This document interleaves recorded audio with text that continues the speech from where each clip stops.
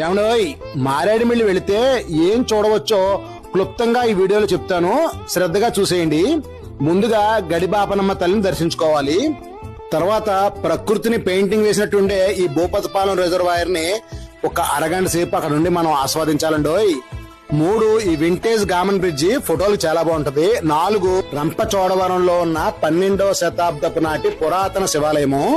5 శివాలయం పక్కనే ఉన్న రంపా ఫాల్స్ చూడటానికి చాలా అందంగా ఉంటుందండి.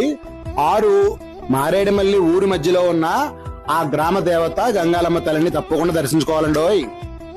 అంతేకాదండి, ఆ పక్కనే ఉన్న గిరిజన వారి జీవన విధానాన్ని కూడా మనం అక్కడ వీక్షించవచ్చు.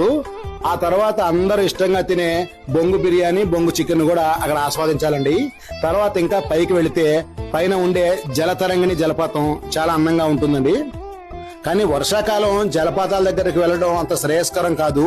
శీతాకాలం అయితే చాలా బాగుంటుందని నా సలహా అండి. ఆ జలపాతం దాటిన తర్వాత ఇంకా ముందుకు వెళితే ఘాట్ రోడ్ లో ఉన్న వాలి సుగ్రీవుల్ని తప్పకుండా దర్శించుకోవాలి. ఆ తర్వాత ఇంకా మనం పైకి వెళ్ళినట్టయితే అమృతధార జలపాతం, ఇదైతే చాలా బాగుంటుంది.